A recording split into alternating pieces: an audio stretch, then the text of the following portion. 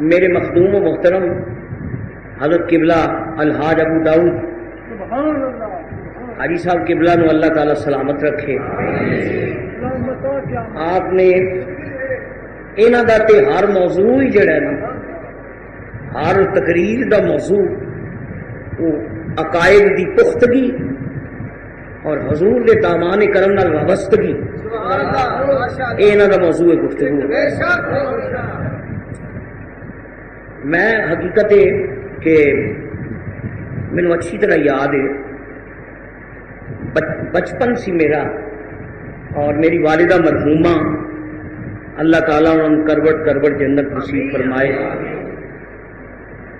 ماں دی دعا اور ماں دے جذبات سن جنہیں مینوں علم دین دی طرف مائل کرنے والی میری والدہ مرحومہ سن. مینوں اچھی طرح یاد ہے حاجی صاحب قبلہ دی والدہ محترمہ، حاجی صاحب دی والدہ، یہ اکثر میری امی جان کو لاؤندے ہوندے سن.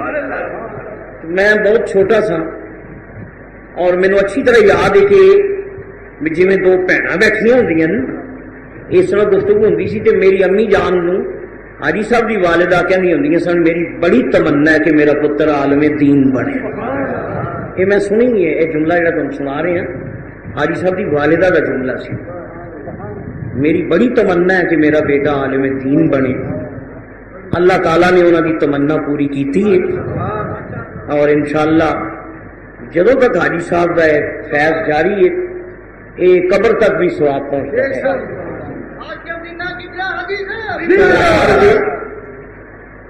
میرے نال مینوں بھی کچھ جذباتی وابستگی ہے حاجی صاحب قبلہ کا، اور الحمدللہ عقیدت بھی ہے. اور میں تفنن تباہ کے طور پہ عرض کرنا کہ میں تقریباً 25-30 سال تھوڑے شہر بطور خطیب میں ہو چکے ہیں. وال میرے چٹے ہو گئے ہیں، اور میرے مقتدی بعد میرے بارے بڑا حسن ظن رکھتے ہیں. حسن ظن خوش فہمی کہہ لو.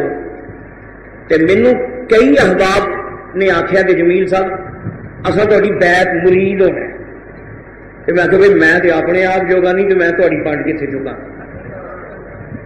حقیقت میں عرض کرے کئی دوستوں نے میرے جمعہ پڑھنے والے مقتدی جمیل صاحب سانوں مرید کر لو، تو میں کہ میں تے اس قابل نہیں. اچھا پھر تسی دسو کہ مرید ہوئیے، تو میں اپنے جڑے مینوں آکھے نا بھی دسو کہ مرید ہوئیے، میں کہنا حاجی ابو داؤد صاحب مرید ہوئیے. اچھا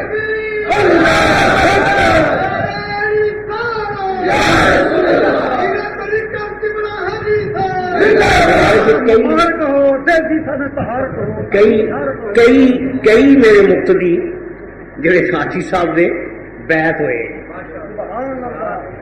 میں کیونکہ عالم دین بھی اور عاشق رسول متقی صالح نیک صاحب جلال و جمال، صاحب جلال و جمال